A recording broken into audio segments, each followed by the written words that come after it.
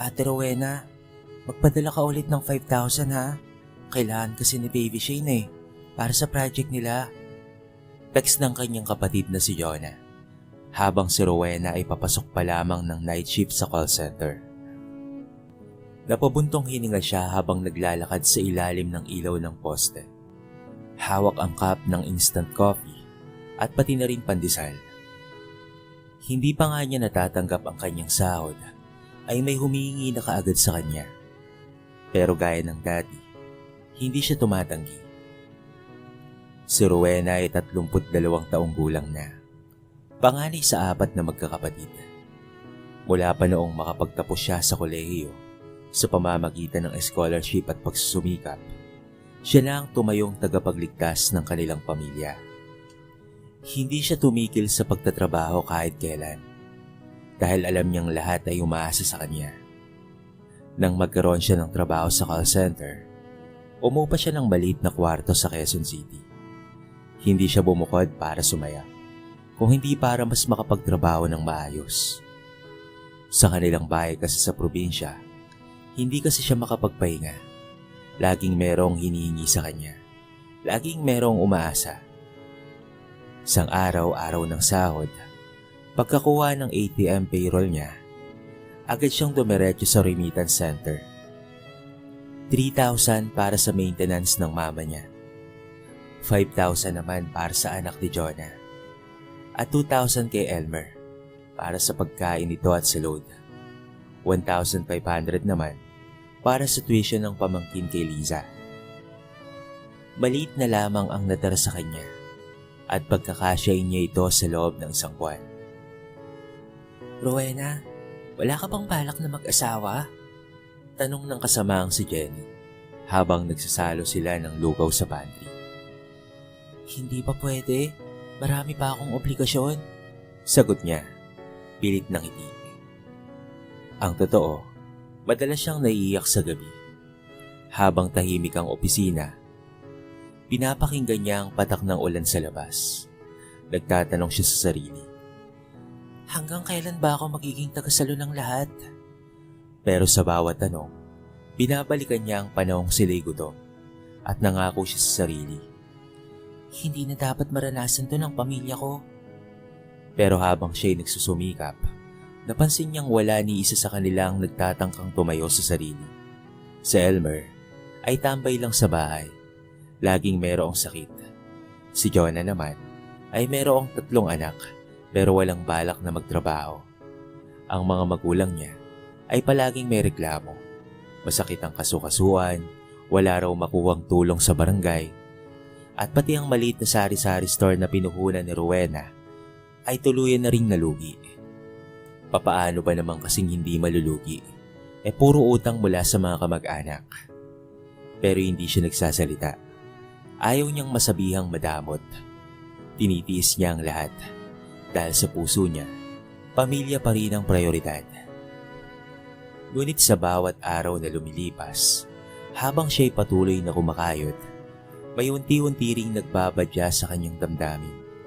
Isang tanong na ayaw pa niyang sagutin. Paano kung wala na akong maibibigay? Mamahalin pa rin kaya nila ako? 3:00 ng madaling araw. Tahimik ang opisina habang si Rowena ay nakatitig lamang sa computer screen. Naka-on ang headset pero wala pang tumatawag. Ang katahimikan ng paligid ay tila naging pagkakataon para sa kanya na marinig ang sariling puso. Pagod, tuliro, at nauubos na siya. Coffee break tayo, Wen? Alok ni Jenny, pero ngumiti lamang siya. Pass na muna. Tipid mode? Sagot niya, sabay harap ulit si screen. Pagka-uwi niya ng 6 a.m. sa kanyang inuupahang kwarto, halos malaglag pa ang cellphone sa pagkabigla sa sunod-sunod na text. Anak, wala na akong maintenance. Baka pwedeng magpadala ka kahit 1,000. Sabi ng kanyang ina. Si Jonah naman, siya may field trip, kailangan ng 800. Baka naman pwede kang magpadala, ate. Sa Elmer naman, ate, baka naman pwede akong paload ng 300. Naubusan kasi ako kagabi. Napahawak si Rowena sa sentido. Hindi pa nga siya nakakatulog ay panibagong problema na naman. Pinandilatan niya ang sarili sa salamin. Halos hindi na niya makilala ang refleksyon. Lumalim ang kanyang eye bags. Namumutla ang balat at tila laging may pasan na mundo. Sa kabila ng lahat, pinilit niyang magpadala gamit ang huling pera sa e-wallet.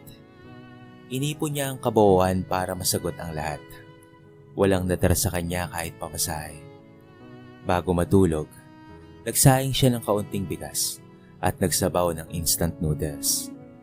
Isinawsaw niya ang pandesal na natira kagabi. Kaya pa naman, kaya pa. Yun ang palagi niyang mantra. Isang linggo ang lumipas. Tinawagan siya ni Jonah habang nasa trabaho. Iyak ito ng iyak. Ate si Shane, natapa sa school. Kailangan ng x-ray. Wala talaga kaming pera eh. Please naman. Bagaman pagod at wala ng extra, sumabay pa ang guilt sa dibdib niya. Pambihirang pamilya. Hindi sila sanay magdesisyon kung walang paalam sa kanya. Parang lahat ng desisyon nila ay may isang tanong muna kay Rowena. Sa mga family group chats, puro salamat ate ang makikita tuwing may padala siya. Pero kapag may mga okasyon, kaarawan ni mama, graduation ni pamangkin, lagi siyang wala. Wala kahit isang imbitasyon. Ang sakit ay hindi sa bigat ng pera, kung hindi sa bigat ng pakiramdam na parang ATM lamang siya. Hindi siya kinakamusta. Hindi tinatanong kung okay pa ba siya. Wala ni isang kamusta para sa kanya. Sa isang shift, napansin ng supervisor niya na tulala siya. Rowena, everything alright? Ngumiti lamang siya. Yes po sir, pagod lang po. Ngunit sa kanyang loob, unti-unti nang pumuputok ang kanyang damdamin. Hindi pa niya alam kung kailan, pero ramdam niyang nalalapit na ang sandaling sasabog na siya. Hindi dahil sa pera, kung hindi dahil sa tanong na pilit niyang tinatakasan. Pamilya ko ba talaga kayo? O bangko niyo lang ako? Isang gabing maulan, habang naghihintay si Rowena ng sasakyan pauwi mula sa opisina, lumapit sa kanya ang isang pamilyar na muka. Ito ay si Miguel, isang bagong empleyado sa kanilang kumpanya. Nakatrabaho niya sa ibang team. Hi Rowena, tama ba? Ang tagal ng taxi no? Tara, sabay ka na sa akin. May kotse naman ako eh. Alok nito habang hawak ang payong. Nag-alinlangan pa si Rowena, pero tinanggap rin niya ang paanyaya. Sa loob ng kotse, naamoy niya ang bagong linis na interior at napansin ang tahimik na musika. Isang bagay na bihira niyang maranasan. Lagi ka bang overtime? Tanong ni Miguel. Oo eh. Hindi kasi ako tumatanggi sa shift. Kailangan rin kasi. May inaong sagot niya. Para sa pamilya? Tumango siya. Ako lang kasi ang inaasahan nila. Lahat ng kaso sa bahay, tuition ng pamangkin, gamot ni mama, lahat ay ako. Napatahimik si Miguel saglit bago nagsalita. Hindi ba nakakapagod? Bigla siyang natahimik. Sa unang pagkakataon ay merong nagtanong sa kanya na hindi para manghingi, kung hindi para kamustahin siya bilang tao. Mula noon, naging madalas na ang pag-uusap nila. Tuwing break ay magkasabay sila sa pantry. Si Miguel ay hindi pala salita, pero marunong makinig. Naging mas magaan ang bawat gabi kay Rowena. Isang gabi, habang nasa coffee shop silang dalawa, tinanong ni Miguel, Wen, hindi mo ba gustong mag-abroad? Sayang kasi yung talent mo sa admin. Kaya mong mag-apply sa Singapore o sa Dubai. May kilala akong agency. Makakatulong ka pa rin sa pamilya mo, pero siguradong may matitira sa'yo. Napaisip si Rowena. Noon pa man ay pangarap na niyang makaalis, pero palaging nauudlot dahil sa responsibilidad. Pero ngayon, sa tulong ng isang taong hindi humihingi kung hindi nagtutulak sa kanya pataas, unti-unting nabubuhay ang dati na tabu ng pangarap. Kung aalis ako, paano sila? Tanong niya at bahagyang naluluha.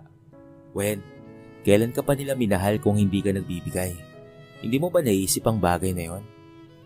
Tumusok sa puso niya ang tanong na yon. Tumahimik siya. Ilang taon na siyang nagbibigay, pero kailan nga ba siya niyakap ng kanyang pamilya ng walang kapalit? Pagka-uwi niya sa boarding house, tinignan niya ang lumang kahon sa ilalim ng kama. Naroon pa ang mga luma niyang papel, application form sa passport, isang picture na kinuha niya noon sa embassy. Luma na, pero buhay pa ang alaala. Hindi pa huli ang lahat, bulong niya sa sarili. Simula noon, nagsimula na siyang mag-ipon. Maliit man pero may direksyon. Unti-unti siyang nag-research. Nagsimulang kumuha ng online courses para mas mahasa pa ang kanyang skills. Lihim niya rin kinuhang muli ang kanyang passport na matagal nang expired. Sa puso ni Rowena, may sumisibol na bagong pag-asa. Hindi para takasan ng pamilya, kung hindi para muling tukuyin kung sino siya bilang sarili niyang tao. Linggo ng hapon, dahil walang pasok, kaya naman sinamantala ni Rowena ang pagkakataong umuwi sa kanilang bahay sa probinsya. Bitbit niya ang mga pasalubong, katulad ng mga gatas, gamot, tsokolate para sa kanyang mga pamangkin, at iba pang mga pagkain. Pagbaba pa lamang niya ng bus, sinalubong na siya ng bunso nilang kapatid na si Liza. Ate, narito ka na pala, tanong ni Liza. Tita, may dala ka po bang Jollibee? Tanong kaagad ng batang pamangkin. Ngumiti si Rowena at iniabot ang paper bag. Sa loob ng bahay, abala ang kanyang ina sa panonood ng teleserye, habang si Elmer naman ay nakahiga lang at naglalaro sa kanyang cellphone. Rowena, may dala ka bang gamot, anak? Hindi ko na naiinom yung maintenance ko eh. Bungat kaagad ng kanyang ina, na tila wala ni kaunting tuwa sa pagbabalik niya. Meron po ma, ito po yung reseta nyo, binili ko na po lahat. Nakangiti si Rowena habang iniabot ito, pero may kurot sa kanyang puso. Pakaramdam niya ay mas inabangan pa ang dala niya kaysa sa mismong siya. Kinagabihan, habang nagluluto siya ng hapunan, dahil tila walang may balak na tumulong, narinig niyang nag-uusap sina Elmer at Jonah sa labas ng kusina.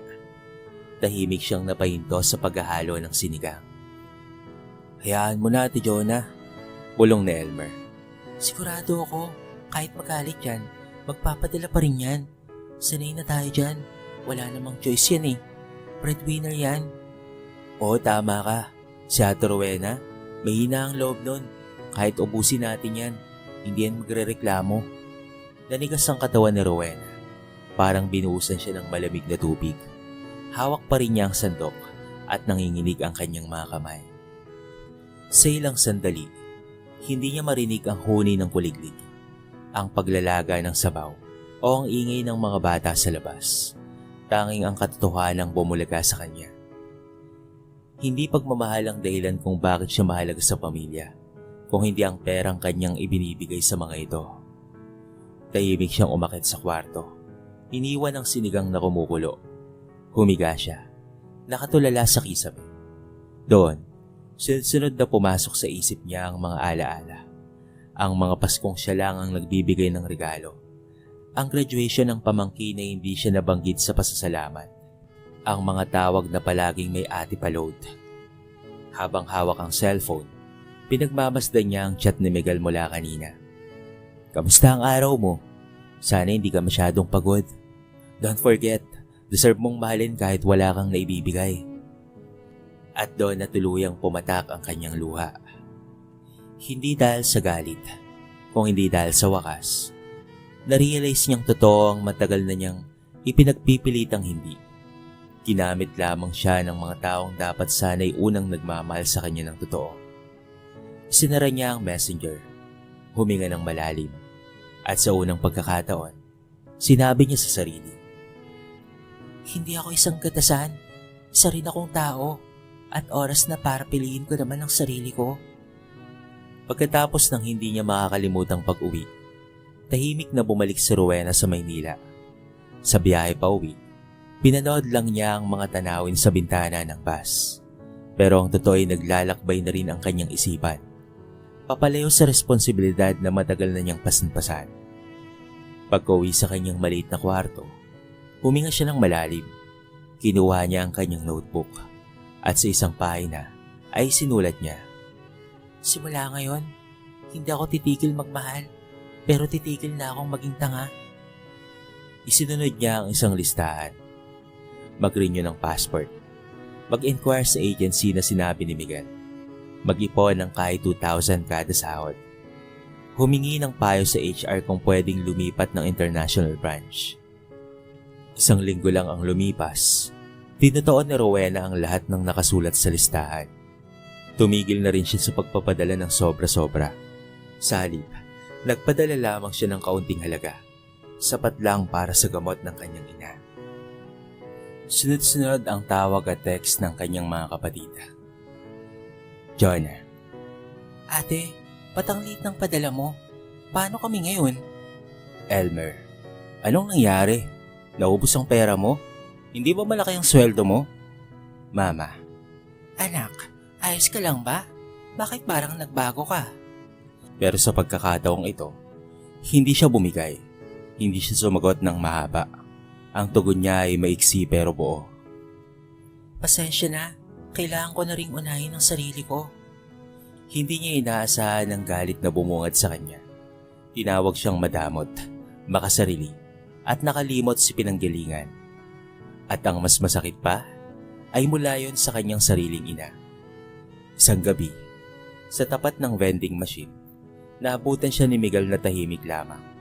Nakaupo, hawak ang cellphone. Tumigil na ako sa pagpapadala ng sobra. Bulong niya. Ngumiti si Miguel at tumupo sa tabi niya. Tama lang yan. Hindi mo sila minahal ng kulang. Sila talaga ang sumobra. Hindi ako sanay, sagot ni Rowena. Sanay ako na ako ang takbuhan nila. Ngayon, subukan mong takbuhan papalapit ang sarili mong mga pangarap. Wala silang karapatang habulin ka kung hindi ka naman nila pinapahalagahan bilang tao. Napatingin si Rowena kay Miguel. Sa tagal ng panahon, ngayon lang siya nakaramdam na may kakampi siya. Hindi dahil sa gusto niyang sulitin, kung hindi dahil may isang taong nakakita ng tunay niyang halaga. Hindi bilang isang breadwinner, kung hindi bilang isang Rowena. Isang babaeng may damdamin, pangarap, at karapatang magmahal at mahalin.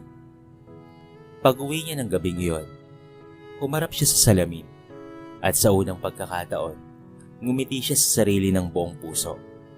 Hindi na siya alipin ng kanyang pamilya. Isa na siyang taong muling pinipili ang sarili. Isang buwan ang lumipas mula nang gawin ni Rowena ang kanyang tahimik na desisyon. Sa paningin ng iba ay wala namang nagbago. Pumapasok pa rin siya sa opisina. Tahimik pa rin at masipag pa rin. Pero sa loob niya, unti-unti siyang nagiging buo. Nakakuha siya ng kontak mula sa isang legit na agency sa Makati na tumutulong sa placement ng mga skilled workers at admin staff sa Singapore. Matapos ang ilang linggo ng paghahanda, dumalo siya sa orientation at nagsimulang ayusin ang mga dokumento. Dito na rin nagsimulang pumasok ang mga pagsubok. Nang mabalitaan ng kanyang pamilya ang balak niyang gawin, sunod-sunod na mensahe ang kanyang natanggap. Mama, bakit mo kami iiwan? Wala ka na bang pakialam sa amin? Jonah. Ate, selfish ka na. Lahat kami epektado niyan. Elmer, wala ka na bang utang na loob? Hindi na siya nagalit. Hindi na siya umiiyak. Bagkus ay pinanindigan niya ang kanyang katahimikan. Hindi niya kailangang ipaliwanag ang bawat hakbang sa mga taong hindi naman nagtangkang intindihin siya. Isang gabi, tinawagan siya ni Miguel. Nakabook na ako ng ticket para sa Cebu. Magre-relax muna ako. Teka, gusto mo bang sumama? Nagulat siya. Ako? Sa Cebu? Oo, libre ko. Gusto ko lang makita kang tumawa. Masyado ka nang matagal na seryoso, eh.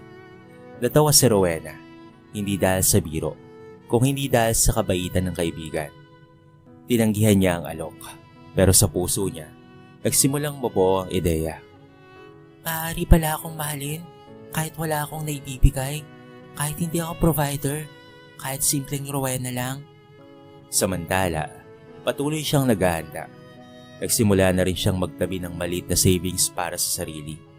Ang dati laging padala tuwing sahod, Ngayon ay may halagang napupunta sa kanyang pangarap. Ilang buwan pa at nakuha na niya ang job offer. Isang admin assistant position sa isang kumpanya sa Singapore. Mas mataas ang sahod, may allowance, at mas malawak ang oportunidad. Ito na ang pinakahihintay niyang pagkakataon. Pag-uwi niya ng huling beses sa kanilang bahay, walang banda, walang pagsalubong. Si mama niya ay tahimik lamang. Si Elmer at Jonah naman ay hindi makatingin ng diretso. Hindi ko kayo iniwan. Pinili ko lang ang sarili ko. Ani Rowena habang inaayos ang bag. Tahimik silang lahat. Wala ni isang salita ng pasasalamat. Pero ganoon pa man, ay hindi na siya nasaktan pa. Salamat sa inyo. Dahil sa inyo, natutunan kong mahalin ang sarili ko. At sa huling sulyap sa lumang bahay, ay napangiti siya. Hindi dahil sa lungkot, kung hindi dahil sa wakas, ay malaya na siya. Ang araw ng kanyang pag-alis ay dumating na. Nasa airport si Rowena. Suot ang simpleng polo at maong. Tanga ng maletang hindi puno ng pasalubong, kung hindi ng bagong pag-asa. Habang hinihintay ang boarding, tinanaw niya ang mga taong nagpapaalam sa pamilya. Yakapan, luha, halakhak ang makikita sa mga ito. Pero siya ay mag-isa lang. Sa gitna ng lahat, hindi niya naramdaman ang lungkot. Sa halip, ay may kakaibang katahimikan sa puso niya. Parang sa unang pagkakataon, siya mismo ang pumili kung saan siya pupunta. Hindi dahil may nanghihingi, kung hindi dahil ito ang gusto niya. Pagkalapag niya sa Singapore, agad siyang sinalubong ng representative ng agency. Mabait, organisado ang sistema, at may libreng transient stay habang inaasikaso ang final papers niya. Sa unang gabi sa banyagang lupa, tumingala si Rowena sa mga ilaw ng lungsod. Ibang-iba sa liwanag ng mga mata ng mga taong nag-aabang ng padala. Isang linggo lamang at nakapasok na siya sa trabaho.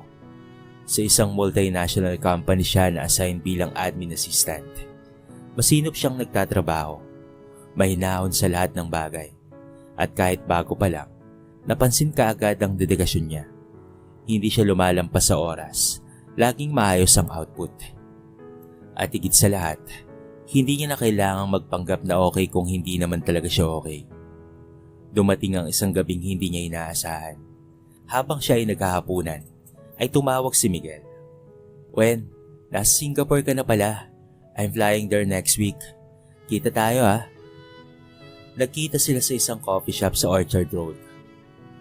Pareho silang may dalang bagong enerhiya. Parehong umalis sa dating mundo na puno ng pressure at expectations. Alam mo, proud ako sa'yo, ani Miguel. Hindi madali yung ginawa mo. Ang dami mong binitawan. Ngumiti si Rowena. Pero ang dami ko ring natagpuan. Una sa lahat, ang sarili ko. Naging madalas ang pagkikita nila ni Miguel. At hindi naglaon, naging mas malalim pa ang pagkakaibigan nila. Pero higit pa roon, si Rowena ay nagsimulang magtayo ng panibagong buhay para sa kanyang sarili. Sumisweldo na siya ng higit sa dati, pero hindi na siya nagpapadala ng buo. Nagtatabi siya para sa sarili, at kapag nagbibigay siya sa pamilya, ito ay may kondisyon. Pag-aaralin niyo si Shane? O sige, papayag ako, pero kailangan kong makita ang grades niya. Hindi na ito bigay na walang tanong. Ito'y tulong na may disiplina. Unti-unting natuto rin ang pamilya niya na bumangon. Napilitang maghanap ng trabaho si Elmer at Jonah. Ang kanyang ina naman ay nagsimulang magtanim ng gulay sa bakuran. Hindi man perpekto, pero nagsimula na rin silang tumayo sa sarili nilang mga paa. At si Rowena, sa wakas ay natuto siyang lumipad. Hindi dahil tumakas siya, kung hindi dahil tinanggap niyang may buhay din siyang kailangang buuin para sa kanyang sarili, hindi lamang para sa iba. Bago tayo magpatuloy mga kabarangay, anong masasabi niyo sa ating kwento? Tama lang ba ang ginawa ni Rowena? O dapat ay hindi siya naging ganon sa kanyang pamilya? I-comment nyo naman sa baba ang inyong mga reaksyon at para malaman ko rin ang inyong mga opinyon. Sa pagpapatuloy ng kwento, 2 taon na nga ang lumipas mula nang tumapak si Rowena sa Singapore. Malayo na siya sa babaeng dating takot na iwan ng pamilya. Babaeng laging abala sa pagsalo sa bawat problema nila. Pero ngayon, isa na siyang independent woman. Matatag, marunong magpahalaga sa sarili, at masaya sa mga simpleng bagay. Mula sa pagiging admin assistant, na-promote siya bilang office coordinator. Marami ang humahanga sa kanyang disiplina at profesionalismo. Nakabili na rin siya ng maliit pero maayos na condo unit at unti-unti nang nabobo ang pangarap niyang sariling tahanan. Hindi para sa lahat, kung hindi para sa kanyang sarili. Isang araw ng linggo, habang nagpapahinga sa kanyang sala, nakatanggap siya ng video call mula kay Shane. Ang pamangkin na bata pa lamang ay malapit na sa kanya. Tita, nagkaroon po kami ng project sa school. Ilagay daw namin kung sino ang pinaka-paborito naming superhero at kung sino ang hinahangaan namin. Ikaw po ang inilagay ko, tita, dahil ikaw po ang hinahangaan ko. Balang araw gusto ko rin pong maging katulad mo. Gusto ko pong makapagtapos ng pag-aaral at makapangibang bansa. Tulad po ninyo, tita. Kayo po ang hinahangaan ko. I love you po, tita. Salamat po sa pagtulong niyo po sa akin sa pag-aaral ko. Ngumiti naman si Rowena sa sinabi ng kanyang pamangkin. Maya-maya ay napaluha na siya. Sa dami ng sakripisyo, sa lahat ng lungkot na dinanas niya sa mga taong hindi marunong umunawa, isa lang ang sapat upang mapawi ang lahat. Ang batang natutong tumindig dahil may isang Rowena na nagtiwala sa sarili. Naging aral sa pamilya ang pagbabago ni Rowena.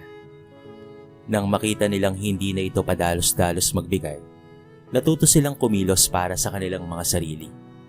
Si Elmer naman ay nagsimulang mag-drive ng tricycle at ito ay naghanap buhay na at hindi na humilahilata.